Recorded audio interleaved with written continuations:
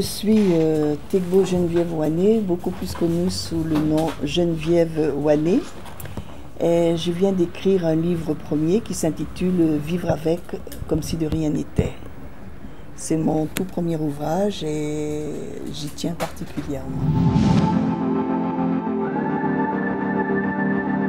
Alors on peut se demander pourquoi du journalisme on vient à l'écriture. Je pense qu'il n'y a qu'un pas à franchir.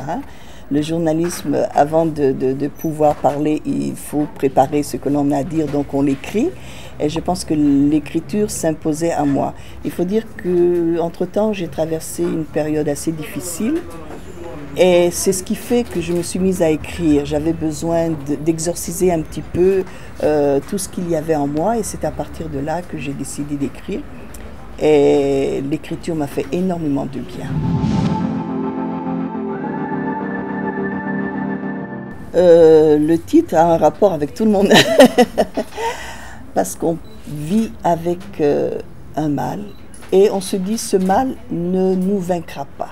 Ce mal, on va le dépasser. Et malgré ce mal, on va vivre comme si de rien n'était.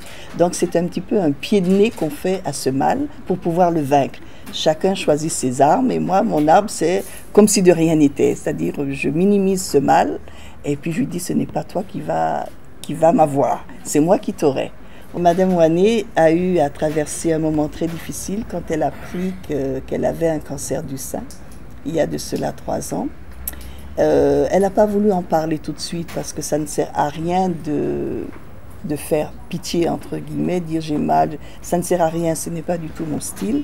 Je me suis dit que j'en parlerai une fois que j'aurai vaincu ce mal, une fois que je serai guérie, afin de pouvoir porter un message. Donc j'en ai parlé, j'ai donc réussi à finir ce livre.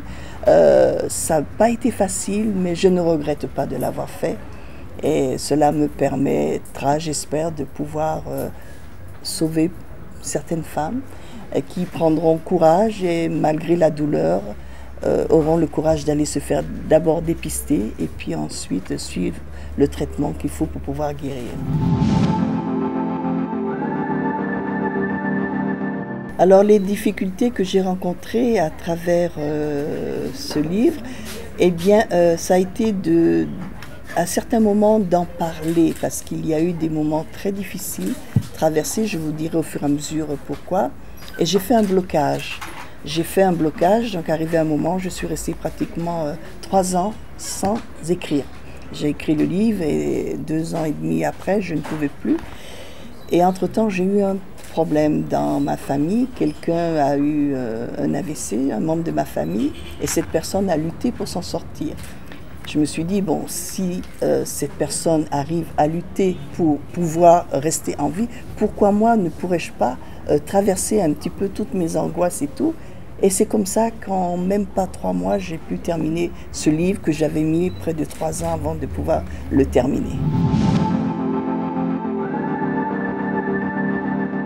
Oui, c'est vrai qu'il y a beaucoup de femmes qui cachent ce mal et je les comprends parce que ce n'est pas facile de parler d'un mal comme le cancer du sein. C'est excessivement difficile d'en parler. Moi, je peux me permettre d'en parler parce que j'estime que je suis guérie.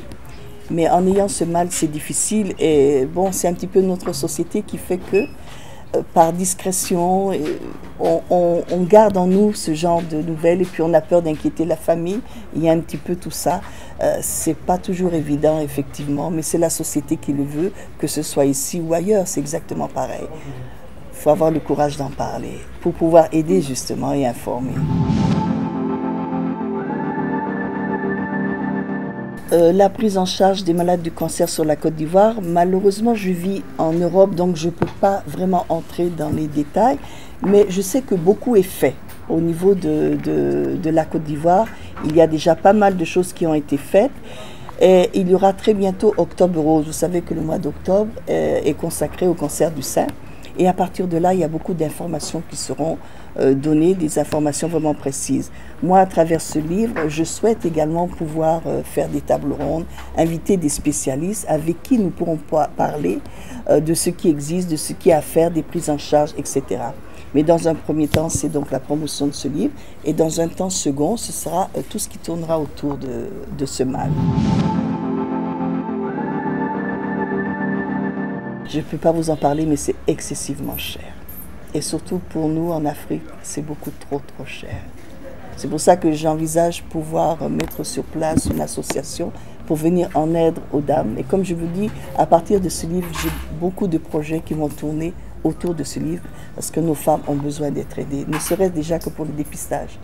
Je sais que certaines choses sont faites, mais comme je vous dis, je ne peux pas me permettre d'en parler sans avoir l'assurance de ce que j'avance.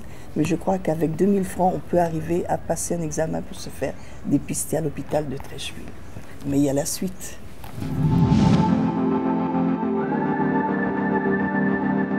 Déjà, dans un tout premier temps, c'est de se faire dépister, bien entendu, parce qu'il faut qu'on sache que 90% des femmes dépistées à temps, c'est-à-dire dès le tout début, eh bien 90% de ces femmes sont guéries. On arrive à les guérir, mais il faut que ce soit dès le départ. Et c'est d'autant plus difficile que c'est un mal qui est silencieux.